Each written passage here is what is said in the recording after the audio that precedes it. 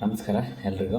ನಾನು ಇತ್ತೀಚೆಗೆ ಎಸ್ ಭೈರಪ್ಪರವರ ದಾಟು ಪುಸ್ತಕವನ್ನು ಅಂದರೆ ಕಾದಂಬರಿನ ಓದಿ ಮುಗಿಸ್ದೆ ಅನ್ನೋದಕ್ಕಿಂತ ಅದೇ ಓದ್ಕೊಂಡೋಯ್ತು ಅಂದರೆ ಚೆಂದ.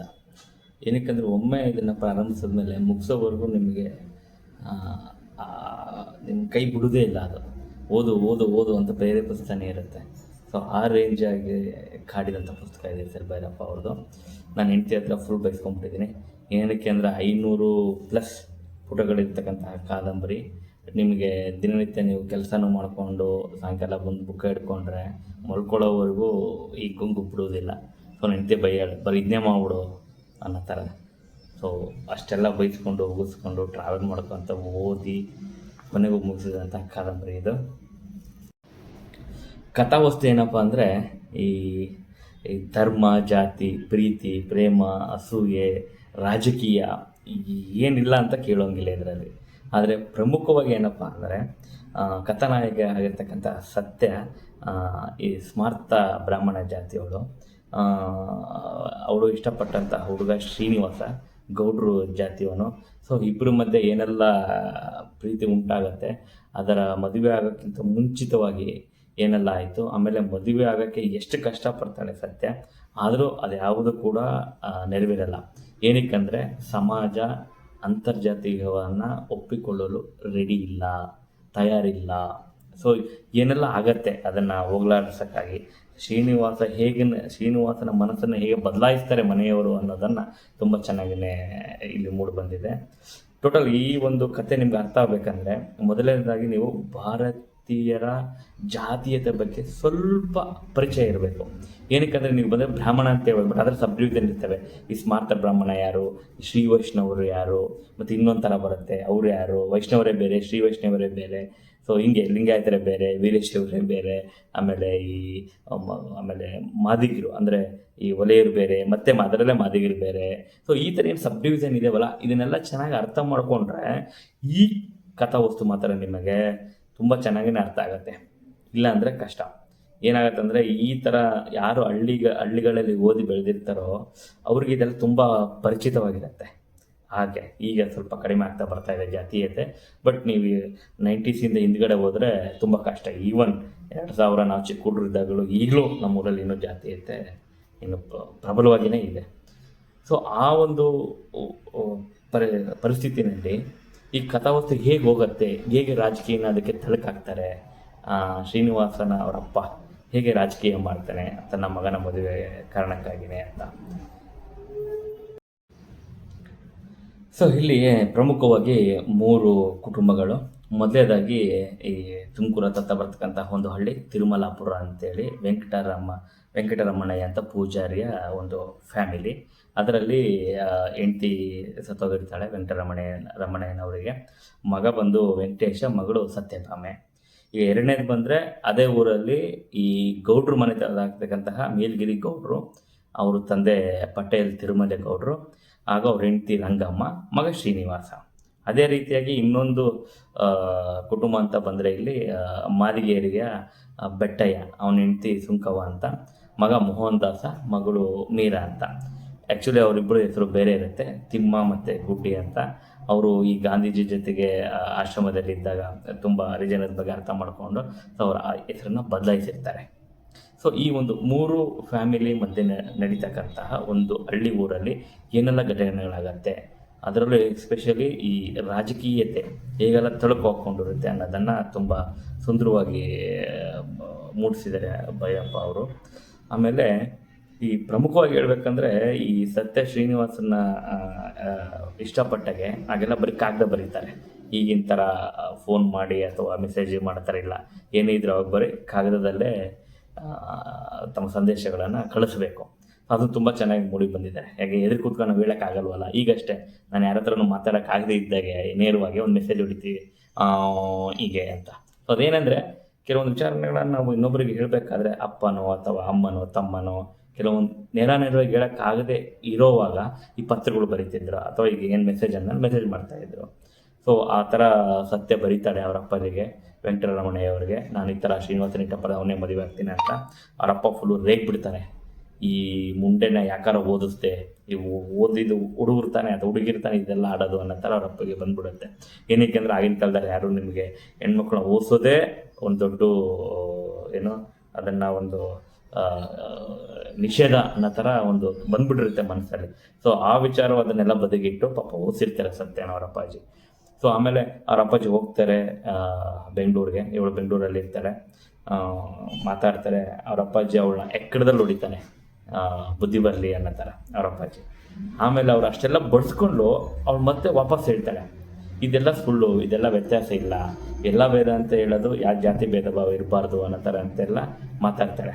ಆಮೇಲೆ ಒಂದು ಮಾತು ಹೇಳ್ತಾಳೆ ಅವಳು. ಆ ಮಾತೇನೆಂದರೆ, ನಮ್ಮ ಅಂತರಂಗವೇ ನಿಜ ನುಡಿಯುತ್ತೆ, ನಮ್ಮ ಅನುಭವವೇ ದಿಕ್ಕು ತೋರಿಸುತ್ತೆ, ಆದರೆ ಆ ರೂಢಿ ಅಂತರಂಗನ ಮುಚ್ಚಿ ಹಾಕುತ್ತೆ. ರೂಢಿ ಅಂದರೆ ನಾವು ಹಿಂದೆ ನಡೆಸ್ಕೊಂಡು ಬಂದಿರತಕ್ಕಂತಹ ಒಂದು ಕ್ರಿಯೆಗಳು, ಈ ಜಾತೀಯತೆ ಏನೇ ಇರ್ಬೋದು, ಆ ರೂಢಿ ಏನಿದೆಯಲ್ಲ ಅದ್ರ ಮುಂದೆ ನಮ್ಮ ಅಂತರಂಗದ ಮಾತುಗಳೆಲ್ಲ ಮುಚ್ಚಿ ಹಾಕತ್ತೆ ಅದು. ಸೊ ಧೈರ್ಯವಿದ್ದವನು ರೂಢಿನ ಗೆಲ್ತಾನೆ, ಗೆದ್ದು ಬದುಕ್ತಾರೆ. ಈ ಹೇಡಿಗಳು ಏನು ಮಾಡ್ತಾರೆ ಅಂದರೆ ಮನಸ್ಸಿನ ಮೇಲೆ ಕಣ್ಣು ಮುಚ್ಚಿಕೊಂಡು ಮಣ್ಣು ಹುಳುವಿನ ಹಾಗೆ ಬದುಕ್ತಾರೆ.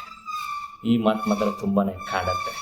ಯಾರು ನಿಜವಾಗ್ಲೂ ನೀವು ಈ ಒಂದು ಜಾತಿಯನ್ನು ವಿರೋಧ ಮಾಡ್ತಿರೋ ಅದು ತುಂಬಾ ಕಾಡುತ್ತೆ. ಎಲ್ಲರಿಗೂ ಗೊತ್ತು, ಎಲ್ಲರೂ ಒಂದು ಎಲ್ಲರಲ್ಲಿ ಏನು ಭೇದ ಭಾವ ಇಲ್ಲ ಅಂತ. ಆದರೆ ಈ ಸಮಾಜ ಹೇಗೆ ತಿಳ್ಕೊಳ್ಳುತ್ತೆ, ಅವರೇನು ಅನ್ಕೋತಾರೆ, ಇವರೇನು ಅನ್ಕೋತಾರೆ, ನಮ್ಮ ಮನೇಲಿ ಹೋಗ್ತಾರ, ಈಗಲೂ ಅಷ್ಟೇ. ಈಗಿನ ಟ್ರೆಂಡ್ ಏನಿದೆ, ನಾವು ಯಾರು ಜಾತಿ ಥರ ಯಾರೂ ನೋಡೋದಿಲ್ಲ, ಎಲ್ಲರೂ ಸಮಾನರಂತಲೇ ನೋಡೋದು.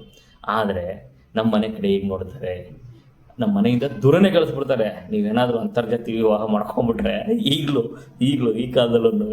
ಸೊ ಇದೆಲ್ಲ ಇದೆ. ಅಂಥದ್ರಲ್ಲಿ ಇವಳು ಹಾಗೆ 1973ನಲ್ಲಿ ಈ ಕತೆ ಮೂಡಿ ಬಂದಿರೋದು ಭೈರಪ್ಪ ಅವ್ರ ಕಡೆಯಿಂದ. ಸೊ ಆ ಟೈಮಲ್ಲಿ ಇನ್ನು ಯಾವ ಮಟ್ಟಿಗೆ ಇರಬೇಕು. ಸೊ ಆದ್ರೂ ಅವಳು ಎದುರು ನಿಂತ್ಕೊಂಡು ಇಡೀ ಕುಟುಂಬಕ್ಕೆ, ಅವಳು ಇಡೀ ಸಮಾಜನ ಎದುರಾಕೊಂಡು ಮದುವೆ ಆಗಕ್ಕೆ ನೋಡ್ತಿಲ್ಲ. ಈವನ್ ಅವಳು ಯಾವಾಗೇ ಗೌಡ ಜಾತಿನ ಮದುವೆ ಆಗ್ತೀನಿ ಅಂತ ಗೊತ್ತಾದಾಗೆ ಅವಳಿರೋ ಕೆಲಸನೂ ತೆಗೆದಾಕ್ತಾರೆ. ಅಲ್ಲಿ ಇನ್ನೂ ಚೆನ್ನಾಗಿ ಹೇಳಿದ್ದಾರೆ, ಈ ಏನೆಲ್ಲ ಇಂಟರ್ನಲ್ ಪಾಲಿಟಿಕ್ಸ್ ಆಗುತ್ತೆ ಒಂದು ಕಾಲೇಜಲ್ಲಿ, ಒಂದು ವಿಚಾರದಲ್ಲಿ ಯಾರನ್ನ ತೆಗಿಬೇಕು, ಯಾರನ್ನ ಇಟ್ಕೋಬೇಕು, ಎಂಥವ್ರು ಕೆಲಸ ಕೊಡಬೇಕು ಅನ್ನೋದನ್ನು ತುಂಬ ಚೆನ್ನಾಗಿಯೇ ಮೂಡಿ ಬಂದಿದೆ ಇಲ್ಲಿ. ಅದಾದಮೇಲೆ ಏನಾಗುತ್ತೆ, ನಮ್ಮ ಈ ಮೊದಲನೇದಾಗಿ ಶ್ರೀನಿವಾಸ ಅವರ ಅಪ್ಪಾಜಿ ಮದುವೆಗೆ ಒಪ್ಪಿಡ್ತಾರೆ ಮೇಲ್ಗಿರಿ ಗೌಡರು. ಯಾಕಂದರೆ ಅವ್ರಿಗೆ ಜಾತೀಯತೆ ಇಲ್ಲ, ಅವರು ಓದಿ ಲಾಯರ್ ಆಗಿರ್ತಾರೆ. ಸೊ ಎಲ್ಲರೂ ಒಂದೇ ಥರ ನೋಡ್ತಾ ಇರ್ತಾರೆ. ಆದರೆ ತನ್ನ ಮಗನಿಗೆ ಬೇರೆ ಕಡೆ ಸಂಬಂಧ, ಅವ್ರದ್ದೇ ಜಾತೀಯತೆಯಿಂದ ಅವರು ಮಂತ್ರಿಗಿರಿ, ಇನ್ನೊಬ್ಬ ಮಂತ್ರಿಗಿರಿಯ ಮಗಳಿದ್ದಾಳೆ ಅನ್ನೋದು ತಿಳಿದಾಗ, ಅವರು ಇವ್ರಿಗೆ ಕೊಡ್ತೀನಿ ಅಂತ ಆದಾಗೆ ಅವರು ನಿಧಾನವಾಗಿ ಉಲ್ಟು ಹೊಡಿತಾ ಬರ್ತಾರೆ. ಅವ್ರ ಹೆಂಡತಿ ರಂಗಮ್ಮಗೆ ಏನೆಲ್ಲ ತುಂಬಬೇಕು ಮನಸ್ಸಲ್ಲಿ ತುಂಬಿಸ್ತಾರೆ. ಈ ಮದುವೆ ಬೇಡ ಸತ್ಯ ಜೊತೆಗೆ ಅದನ್ನು ನೇರವಾಗಿ ಇವನಿಗೆ ಶ್ರೀನಿವಾಸಿಗೆ ಹೇಳೋಕ್ಕಾಗಲ್ಲ. ಅವರು ಒಳಗಡೆ ಒಂದು ಮಸಲತ್ತು ಮಾಡಿ ಕೆಂಪಣ್ಣ ಅನ್ನೋ ಒಬ್ಬ ಶ್ರೀಮಂತ ಮಂತ್ರಿಗೆ ಮದುವೆ ಮಾಡೋಕ್ಕೆ ರೆಡಿ ಮಾಡ್ತಾರೆ. ಶ್ರೀನಿವಾಸನ ಮನವೊಲಿಸ್ತಾರೆ, ಮನೆಗಳೆಲ್ಲ ಸೇರ್ಕೊಂಡ್ಬಿಟ್ಟು. ಸೊ ಅದಾದಮೇಲೆ ಕುಮುದಿನಿ ಅಂತ ಹುಡುಗಿ ಜೊತೆ ಮದುವೆ ಆಗುತ್ತೆ. ಹುಡುಗಿ ಚೆನ್ನಾಗೇ ಇರ್ತಾಳೆ. ಆದರೆ ಅವಳು ಗರ್ಭಿಣಿ ಆಗಾದ್ಮೇಲೆ ಈ ವೆಂಕಟರಮಣರು ಒಂದು ಶಾಪ ಕೊಡ್ತಾರೆ. ಅವಾಗ ಆಲ್ರೆಡಿ ಆ ಟೈಮಲ್ಲೇ ಅವರಿಗೆ ಬುದ್ಧಿ ಸರಿ ಇರೋದಿಲ್ಲ. ಆ ಶಾಪ ಕೊಟ್ಟರೋ ಅಥವಾ ಅದಾಗೆ ಆಯಿತೋ ಅದು ಆಮೇಲೆ, ಬಟ್ ಅವಳಂತೂ ಸತ್ತೋಗ್ತಾಳೆ. ಮತ್ತು ಶ್ರೀನಿವಾಸ ಮೊದಲಿನಂತೆ ಎಲ್ಲ ಬಿಟ್ಬಿಟ್ಟು ಕೂತ್ಕೋತಾನೆ. ಇಲ್ಲಿ ವೆಂಕಟರಮಣಯ್ಯನವ್ರಿಗೆ ಇದೆಲ್ಲ ಆಗ್ತಿದ್ದಂಗೆ ಈ ಸತ್ಯ ಈ ಥರ ಇದು ಮಾಡೋದು, ಸತ್ಯನ ತೊಗೊಂಡೋಗಿ ಬೇರೆಯವರಿಗೆ ಸತ್ಯ ಮದುವೆ ಆಗಬೇಕಂತ ಶ್ರೀನಿವಾಸನ ಬೇರೆಯವ್ರ ಮದುವೆ ಮಾಡಿಕೊಡ್ತಾರೋ ಮನೆಯವರೆಲ್ಲ. ಇದೆಲ್ಲ ಆಗ್ತಿದ್ದಂಗೆ ಇವರು ತಮ್ಮ ಹಳೇ ವೃತ್ತಾಂತನ ನೆನೆಸ್ಕೋತಾರೆ. ಅವರು ಈ ಮಾದಿಗ ಜಾತಿಯ ಮಾತಂಗಮನಲ್ಲಿ ಅವರ ಅನೈತಿಕ ಸಂಬಂಧ ಇದ್ದಿದ್ದು ಹೆಂಗಾಯಿತು ಏನಾಯಿತು ಅದೆಲ್ಲ ಅವ್ರು ನೆನಪು ಮಾಡಿಕೊಂಡು ಯಾರ ಜೊತೆ ಮಾತೇ ಬಿಟ್ಬಿಡ್ತಾರೆ, ಮಾತಾಡ್ದಾನೆ. ಆಮೇಲೆ ಒಂದು ದಿವಸ ಹೇಳ್ತಾರೆ ಮಗನಿಗೆ, ಏನಂದ್ರಂತೆ, ಅದು ತುಂಬ ಚೆನ್ನಾಗಿದೆ. ಈ ದೇವರು ಅನ್ನೋದೆಲ್ಲ ಕಲ್ಲು, ಅದನ್ನು ಪೂಜೆ ಮಾಡಬಾರ್ದು, ನಾಳೆಯಿಂದ ನಾನು ಆ ಚಾಕರಿ ಮಾಡೋಲ್ಲ ಅಂತ. ಇಡೀ ಜೀವನ ಪೂರ್ತಿ ದೇವರು ಪೂಜೆ ಮಾಡ್ಕೊಂಡು ಬಂದಿರೋ ಪೂಜಾರಿ ಈ ಥರ ಮಾತಾಡೋದು ಹೆಂಗಾಗತ್ತೆ? ಮಗನು ತುಂಬ ಶಾಕ್ ಆಗ್ತಾನೆ. ಸೊ ಅವಾಗಿಂದ ಎಲ್ಲೋ ನಮ್ಮ ಅಪ್ಪಾಜಿ ತಲೆ ಕೆಟ್ಟಿದೆ ಅನ್ನೋ ಥರ ಇದಾಗುತ್ತೆ. ಸೊ ವೆಂಕಟರಮಣಯ್ಯರು ಅದಾದಾಗಿಂದ ಪೂಜೆನೂ ಮಾಡಲ್ಲ, ಏನೂ ಮಾಡಲ್ಲ, ಸುಮ್ಮನೆ ಆಗಿಬಿಡ್ತಾರೆ. ಅವ್ರು ಹೊಲ್ದಾಗ ಹೋಗಿ ಅವ್ರ ಪಾಡಿಗೆ ಅವ್ರು ವಾಸ ಮಾಡ್ಕೊಂಡು ಕೂತ್ಕೊಂಡ್ಬಿಡ್ತಾರೆ. ಈ ಕಡೆ ಎಲ್ಲ ಮಗಂದೇ ಕಾರುಬಾರು. ಸೊ ಆಮೇಲೆ ಈ ಒಂದು ಲೈನ್ ಬರುತ್ತೆ, ಈ ವೆಂಕಟರಮಣಯ್ಯನವರೇ ಒಂದು ಕಡೆ ಯೋಚನೆ ಮಾಡೋಕ್ಕಾದ್ರೆ ಮಾಡ್ತಾರೆ. ಅವ್ರ ಹೆಂಡತಿ ಸತ್ತೋದಾಗೆ ಅವರು ಈ ಮಾತಂಗಿಯನ್ನು ಒಬ್ಬಳು ಮಾದಿಗ ಹೆಂಗಸಿನ ಜೊತೆ ಅನೈತಿಕ ಸಂಬಂಧ ಇಟ್ಕೊಂಡಿರ್ತಾರೆ. ಅವ್ರಿಗೆ ಯೋಚನೆ ಮಾಡ್ತಾರೆ, ನಮ್ಮ ಮಾದಿಗೀತೆ ಮುಟ್ಸ್ಕೊಬೋದ ಏನು ಎತ್ತ ಅಂತೆಲ್ಲ ಮಾಡಿದಾಗೆ ಒಂದು ಹೇಳ್ತಾರೆ. ಕಾಮತೃಷೆಯಾದಾಗ ಜಾತಿ ಏನು ಕಸುಬೇನು ಚಾಂಡಾಳಿಯೇ ಆಗಬಹುದು. ಎಷ್ಟು ಅದ್ಭುತವಾಗಿದೆ ಅಲ್ವಾ. ನಾವು ಬರೀ ಕೇವಲ ಈ ಕಾಮ ಅಂತ ಬಂದಾಗೆ ಯಾವ ಜಾತಿನೂ ನೋಡೋದಿಲ್ಲ. ಆದರೆ ಅದೆಲ್ಲ ತೀರಿ ಆದ ಬಯಕ ದಾಹ ತೀರಿದ ಮೇಲೆ ಎಲ್ಲನೂ ಆಗುತ್ತೆ. ಅವ್ರು ಮುಟ್ಸ್ಕೊಬಾರ್ದು, ಇವ್ರು ಮುಟ್ಸ್ಕೊಬಾರ್ದು, ಅದು ಇದು ಅದಂತೆಲ್ಲ. ಆಮೇಲೆ ಇಷ್ಟೇ, ಈ ಅಲ್ಲಿ ವೆಂಕಟರಮಣರ ಚಾಪ್ಟರ್ ಮುಗಿದೋಗುತ್ತೆ. ನೆಕ್ಸ್ಟ್ ಬರ್ತಾರೆ. ನೆಕ್ಸ್ಟು ಸತ್ಯ ವಾಪಸ್ ಅಲ್ಲಿಂದ ತೆಗೆದಾಕ್ತಾರೆ. ತುಂಬ ಕಷ್ಟ ಅನುಭವಿಸ್ತಾಳೆ. ಹೇಗೆ ಅವಳು ಅಪ್ಪನ ನೋಡ್ಬೇಕಂತ ವಾಪಸ್ ಊರಿಗೆ ಬರ್ತಾಳೆ. ಅಲ್ಲೆಲ್ಲ ಏನೆಲ್ಲ ಘಟನೆಗಳು ನಡೆಯುತ್ತೆ. ಈ ಮೋಹನ್ ದಾಸ ಯಾರಂದರೆ ಈ ಬೆಟ್ಟಯ್ಯನವರ ಮಗ. ಅವನು ಈ ಕ್ರಾಂತಿ ಮಾಡಬೇಕಂತ, ಇವರು ನಮ್ಮನ್ನೆಲ್ಲ ತುಳಿದ್ಬಿಟ್ಟಿದ್ದಾರೆ ಬ್ರಾಹ್ಮಣರು, ಅವ್ರ ವಿರುದ್ಧ ನಾನು ಹೋರಾಡಲೇಬೇಕು, ಏನಾದರೂ ಮಾಡಬೇಕು ಅಂತ ಹೋರಾಡ್ತಿರ್ತಾನೆ. ಸೊ ಅವನು ಸತ್ಯ ಹತ್ರ ಕೇಳ್ಕೊತಾನೆ, ಬುಕ್ ಬರ್ಕೊಡು ನನಗೆ ಕ್ರಾಂತಿ ಮಾಡೋಕ್ಕಂತ. ಅದನ್ನು ಮಾಡಿಕೊಡ್ತಾಳೆ ಅವಳು, ಬುಕ್ ಬರ್ಕೊಡ್ತಾಳೆ ಸತ್ಯ. ಆಮೇಲೆ ಮೀರಾ ಇವರ ತಂಗಿ, ಈ ಮೋಹನ್ ದಾಸನ ತಂಗಿ. ಸೊ ಅಂದರೆ ಬೆಟ್ಟಯ್ಯನವರ ಮಗಳು. ಸೊ ಅವಳು ಓದ್ಕೊಂಡಿರ್ತಾಳೆ. ಸತ್ಯ ಇನ್ಫ್ಲುಯೆನ್ಸ್ ಮಾಡಿ, ಅಂದರೆ ಅವ್ರ ಅಪ್ಪಗೆ ಹೇಳ್ಬಿಟ್ಟು ಅವಳನ್ನ ಮತ್ತೆ ಮೈಸೂರಲ್ಲಿ ಮತ್ತು ಉನ್ನತ ವ್ಯಾಸಂಗ ಇದು ಮಾಡೋಕ್ಕೆ ಹೆಲ್ಪ್ ಮಾಡ್ತಾಳೆ. ಅದಾದಮೇಲೆ ಈ ಕುಮುದಿನಿ ತೀರ್ಕೊಂಡ್ಮೇಲೆ ಸತ್ಯನೇ ವಾಪಸ್ ಮದುವೆ ಆಗಬೇಕು ಅಂತ ಶ್ರೀನಿವಾಸ ಹೇಳ್ತಾನೆ. ಆದರೆ ಅವಳಲ್ಲ ಅಲ್ಲಿ ಆ ಮದುವೆ ಆಗಬೇಕನ್ನೋ ಅವನ ಆಸೆ ಅವ್ರ ಅಪ್ಪಾಜಿ ಸತ್ತೋದಾದ್ಮೇಲೆ ಇವಳಲ್ಲಿ ಆಸೆನೇ ತೀರೋಗ್ಬಿಡುತ್ತೆ. ಅದಕ್ಕೆ ಅವಳೇನು ಮಾಡ್ತಾಳೆ, ಇವಳೇ ಮದುವೆ ಆಗೋ ಅಂತ ಕನ್ವಿನ್ಸ್ ಮಾಡ್ತಾಳೆ. ಯಾರನ್ನ? ಮೀರಾನ. ಹೆಂಗೋ ನೀನು ಜಾತೀಯತೆ ನೋಡಲ್ವಲ್ಲ, ಮೀರನ್ ಮದುವೆ ಆಗೋ ಅಂತ. ಅವನು ಮೀರನ್ ಜೊತೆ ಅವಳನ್ನ ಚೆನ್ನಾಗಿ ಯೂಸ್ ಮಾಡ್ಕೋತಾನೆ. ಆದರೆ ಅವಳು ಮದುವೆ ಆಗೋಕ್ಕೆ ಒಪ್ಕೊಳ್ಳಲ್ಲ. ಸೊ ಅಲ್ಲಿ ಒಂದು ಹಲವಾರು ಪ್ರಾಬ್ಲಮ್ಗಳು ಬರ್ತವೆ. ಕೊನೆಗೆ ಮೀರಾನು ನೀರಲ್ಲಿ ಮುಳುಗಿ ಆತ್ಮಹತ್ಯೆ ಮಾಡ್ಕೊತಾಳೆ. ಮೀರಾಗೆ ಇವಳು ಜನಿವಾರ ಹಾಕ್ಸಿರ್ತಾಳೆ. ಸೊ ಅದನ್ನು ತೆಗೆದಿಟ್ಟು ಆತ್ಮಹತ್ಯೆ ಮಾಡ್ಕೊಂಡಿರ್ತಾಳೆ. ಮತ್ತು ಕೊನೆಗೆ ಏನಾಗುತ್ತೆ, ಈ ಒಂದು ಏನೋ ಹರಿಜನರನ್ನು ಈ ಗುಡಿಗಳಿಗೆ ಸೇರಿಸ್ಬೇಕು ಅನ್ನೋದೊಂದು ಇದಾಗಿರುತ್ತೆ. ಮುಂಚೆ ಮಾಡಿರ್ತಾರೆ, ಒಂದಿನ ಸೇರಿಸ್ಬಿಟ್ಟು ಎಲ್ಲನೂ, ಅಂದರೆ ಮೇಲ್ಜಾತಿಯವರೆಲ್ಲ ಒಪ್ಕೊಂಡ್ಬಿಟ್ಟು ಒಂದಿನ ಒಳಗಡೆ ಕರೆಸ್ಬಿಟ್ಟು ಎಲ್ಲ ಕ್ಲೀನ್ ಮಾಡಿಬಿಟ್ಟು ಇದು ಮಾಡಿಬಿಟ್ವಿ, ಎಲ್ಲ ಓಕೆ ಅಂದರೆ ಎಲ್ಲ ಕ್ಲೀನ್ ಮಾಡಿ ಎಲ್ಲ ಮುಗಿದೋಯ್ತು ಅನ್ನೋ ಥರ ಇದು ಮಾಡಿರ್ತಾರೆ. ಆದರೆ ಈ ಇವನಿದ್ದಾನಲ್ವ, ಯಾರೋ ಈ ಬೆಟ್ಟಯ್ಯನವ್ರ ಮಗ ಮೋಹನ್ ದಾಸ, ನಾವು ಕಂಟಿನ್ಯೂಸ್ ಆಗಿ ಹೋಗಬೇಕು ಡೈಲಿ ಗುಡಿಗಳಿಗೆ. ಅಂದರೆ ಅವನ ಉದ್ದೇಶ ಏನಂದರೆ ದೇವಸ್ಥಾನ ದರ್ಶನ ಪಡ್ಕೋಬೇಕು ಅಂತಲ್ಲ, ಇವ್ರು ನಮ್ಮ ತುಳಿದಿದ್ದಾರೆ. ಆ ಒಂದು ದ್ವೇಷದಿಂದ ಅವನು ನಾವು ಹೋಗಲೇಬೇಕು ಅಂತೇಳಿ ಕ್ರಾಂತಿ ಶುರು ಮಾಡ್ಬೇಕಂತೇಳಿ ಮಾಡ್ತಾನೆ. ಹೋಗ್ತಾರೆ, ಅಲ್ಲೇನೇನೋ ನಾಟಕ ರೀತಿಯಾಗೆಲ್ಲ ನಡೆಯುತ್ತೆ. ಅದಾದಮೇಲೆ ಅವನು ಇಡೀ ಬಾಂಬ್ ಬಿಟ್ಬಿಟ್ಟು ಇಡೀ ಅಂದರೆ ನದಿ ಪಕ್ಕ ಕೆರೆ ಇರುತ್ತೆ, ಅದನ್ನೆಲ್ಲ ಕೆರೆ ಕೂಡಿ ಬಂದ್ಬಿಟ್ಟು ಇಡೀ ಊರೇ ಮುಳುಗೋಗೋ ರೇಂಜಿಗೆ ಇವನು ಬಾಂಬ್ ಬ್ಲಾಸ್ಟ್ ಮಾಡಿಬಿಡ್ತಾನೆ ಶ್ರೀನಿವಾಸ. ಕೊನೆಗೆ ಇದೆಲ್ಲ ಆಗಿ ಕತೆ ಅಲ್ಲಿ ಮುಗಿಯುತ್ತೆ. ಸತ್ಯನು ಜನಿವಾರ ತೆಗೆದು ಬಿಸಾಕ್ತಾಳೆ ಇವಳನ್ನೆಲ್ಲ ನೋಡಿ ಇದಾದಮೇಲೆ. ಏನಕ್ಕೆಂದರೆ ಅಷ್ಟೆಲ್ಲ ಸತ್ಯ ಹೇಳಿ ತಿಳಿಯೇಳಿ ನೀನು ಕೀಳು ಜಾತಿಯವಳ, ನೀನು ಪೂಜೆ ಮಾಡ್ಬೋದು ಅಂಥೇಳಿ ಅವಳಿಗೆ ಜನಿವಾರ ಹಾಕ್ತಾಳೆ.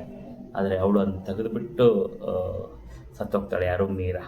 ಸೊ ಇವಳಿಗೇನು ಅನಿಸುತ್ತೆ, ಎಲ್ಲೋ ಒಂದು ಕಡೆ ಜನಿವಾರ ಕೂಡ ಒಂದು ಜಾತಿ ಐತೆ ಅಲ್ವಾ ಅಂತ ಅವಳಿಗೆ ಅನಿಸಿರ್ಬೋದು. ಕೊನೆಗೆ ಅವಳು ಅದನ್ನ ತೆಗೆದು ಒಗಿತಾಳೆ ಆ ಪ್ರಭಾವ ಇದರಲ್ಲಿ.